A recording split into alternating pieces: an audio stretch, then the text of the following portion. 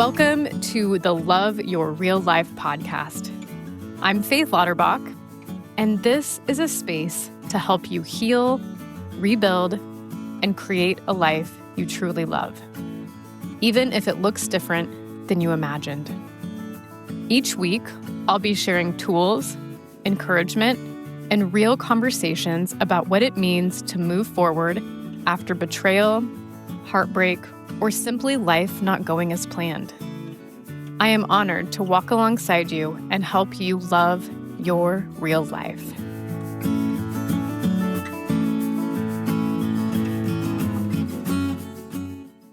Hi, friends, and welcome back to the Love Your Real Life podcast. I'm your host, Faith Lauterbach, and today we're talking about something that so many of us wrestle with after life throws us off course. Welcome to Season 2, Episode 4, Rebuilding Confidence in Yourself. When you've been hurt, betrayed, or just walked through a season that shook your sense of who you are, confidence doesn't come rushing back overnight. It comes back slowly through small, intentional choices that remind you who you really are and what you're capable of. So let's get into it. What confidence really means after being hurt. Let's start by being honest. Confidence after betrayal or heartbreak feels different than the kind of confidence you might have had before. It's not about walking into a room with your head held high. It's about walking into your own life again with courage.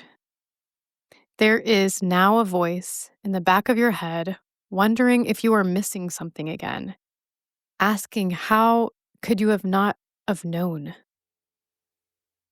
But I'm here to tell you, your confidence and trust in yourself can be built again. It may feel like you have been sentenced to a lifetime of second-guessing yourself and never being sure if you can trust yourself again. But I'm here to tell you that you can, and you will. I want to read a little part of my journal from when I was going through the aftermath of betrayal myself. It starts with this. My biggest struggle right now with loving myself is that it feels like the things I have worked for and been proud of and so sure of the majority of my life have crumbled right in front of me. I feel like I've been gutted. I'm strong, but so drained at the same time. I want to wrap myself up in a cocoon and just stay there where it's safe. It's hard for me to wrap my head around self-love right now. I'm just trying to keep my head above water. It makes me want to go back and give that past self of mine a hug and let her know that you're going to be okay. You're going to be better than okay. You're going to build a life that you love. My confidence in knowing that anything was true was pretty shattered back then. But I built it back with very intentional work. And you can too. Confidence isn't loud, but it's steady and it's supportive. It's built in these small moments where you show up for yourself. It's the quiet decision to get out of bed when you just want to pull the covers over your head. It's the decision to make your coffee and do the things. It's the decision to take that walk or move your body. It's that decision to keep that promise that you made to yourself. In these small moments, we begin to rebuild trust and confidence in ourselves.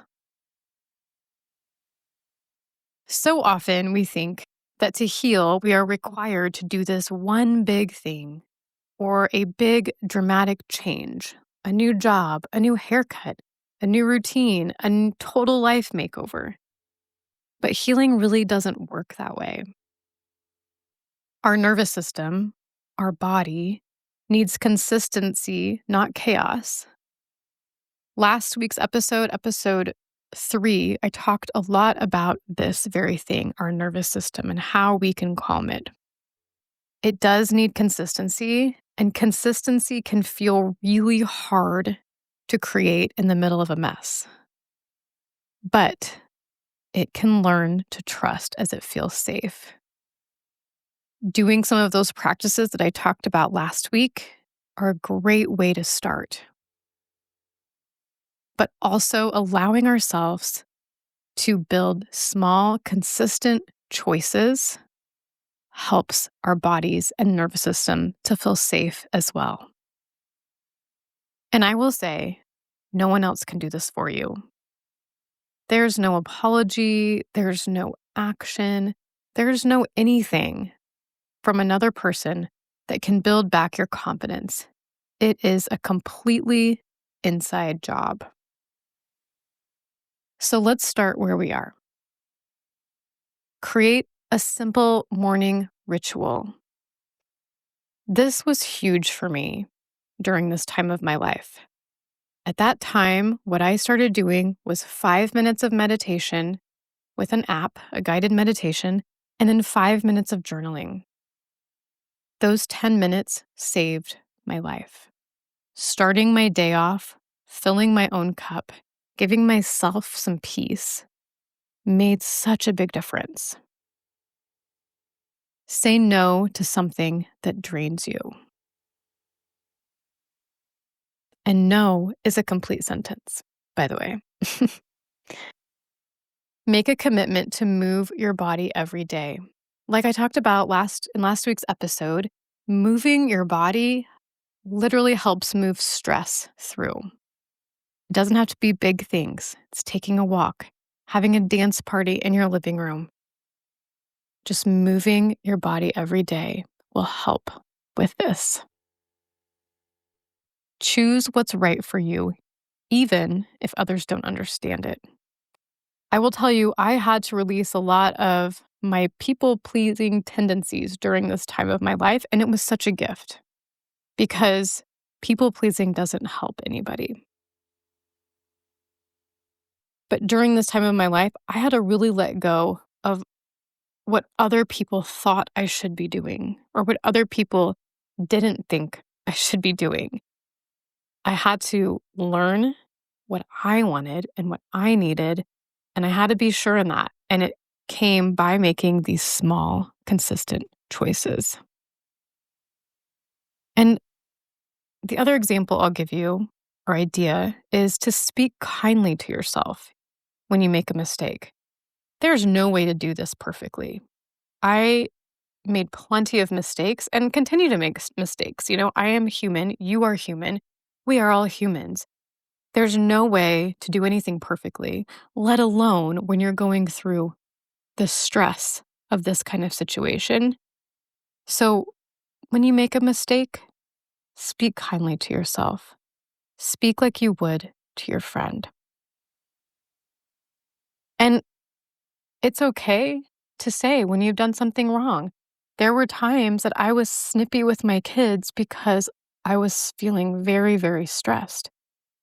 And it's okay to say, you guys, I'm really sorry. I'm feeling stressed and I took that out on you and I am very sorry. It's okay. That's kind to yourself and that's kind to the other people around you. So these small acts tell your body and mind, I can trust myself again. Taking a big breath. I can trust myself again. Over time, these small steps become this foundation and base. Doing these things builds a very healthy and strong foundation and base for you to be you, for you to have confidence and trust in yourself. Because confidence isn't a feeling that you wait for. It's not just going to magically appear one day. It's really a muscle that you build, like going to the gym. You can't just walk into the gym and be able to lift a bunch of heavy weights. You need practice. You can't just go run a marathon without training. You have to practice. It's the same with these things. It's the same with our confidence and our trust in ourselves. It gets stronger as you use it regularly and practice with these small, consistent routines. Another thing that was so helpful for me that I want to talk a little bit longer about this specifically was journaling. Journaling built confidence and trust in myself. And I know it can do the same for other people. It's really one of the most simple and powerful ways to start rebuilding confidence, to rebuild trust in yourself, to know yourself is through the journaling. Something that I discovered on my own journey was that I didn't really know myself. I was 38 years old, and my identity was so tied to other people that I couldn't really answer questions like, what do I actually want? What do I really like? Who am I without another person? The experience of going through betrayal, heartbreak, or any kind of deep loss can really feel then like you've been completely disconnected from who you thought you were. You start second guessing everything, your decisions, your feelings, your instincts. But what I loved about journaling was it gave me a quiet and safe place to start finding my voice again. Every time I put pen to paper, I was choosing to listen to myself.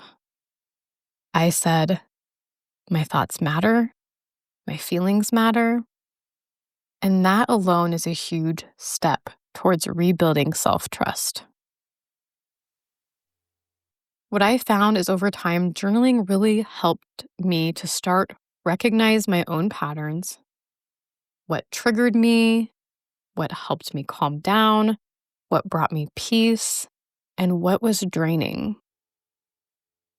I really started to see that I did know myself. I just had to listen. So here's the beautiful part. The more you know yourself, the easier it becomes to trust yourself. You start to realize that your body gives you signals, your emotions carry wisdom, and your heart can really guide you forward. If journaling sounds complicated, if you feel like you've done it before and it's never worked, I encourage you to try it again and start very, very simple. Like I said previously, when I started this practice for myself, I would meditate for 5 minutes and journal for 5 minutes. Write down one thing that you feel proud of that day, one thing, one specific thing that you are grateful for. Talk about something stressful that happened. Just write it down, get it out of your head. Putting that pen to paper is a really strong mind body connection that can help those thoughts to just process. I promise, once you start writing, you may not want to stop. So, these reflections that you can find through journaling really start building evidence of your strength and your consistency. And that's really what confidence is built on. Journaling is not about writing perfectly. It's not about writing what you think you should write. It's about reconnecting with yourself. What you write doesn't even have to make sense. It just needs to be honest and from your heart. And that is where real healing can begin. Speaking of journaling, I want to leave you with some reflection questions that you could use to start your journal right here and right now. Obviously, if you're driving or doing something that you can't do that, come back to this later, but go ahead and just listen to these words and let them kind of marinate in your brain. Before we do that, I want us to pause and just take a nice deep breath in together. Drop your shoulders Inhale and exhale. All right, question 1. When do I feel the least confident in myself right now? What situations seem to shake my trust in myself the most? Number 2, what are some small actions I've taken recently that I can be proud of, even if they seemed minor at the time? And number 3, what's one small, consistent action I can commit to this week that will help me start to rebuild trust in myself? And number 4, what would it look like to talk to myself with the same kindness I'd offer to a friend who's learning to trust again? Remember, every small, steady choice you make is evidence of your strength. Confidence grows when you keep showing up for yourself. Thank you so much for joining me today on the Love Your Real Life podcast. If this episode spoke to you, I would love it and be so honored if you took a moment to share it with someone who needs that same gentle reminder. And if you haven't yet, subscribe so you don't miss next week's episode. We'll be talking about learning to trust your intuition again and how your body often knows the truth before your mind catches up. Until then, take care of yourself, one small step at a time.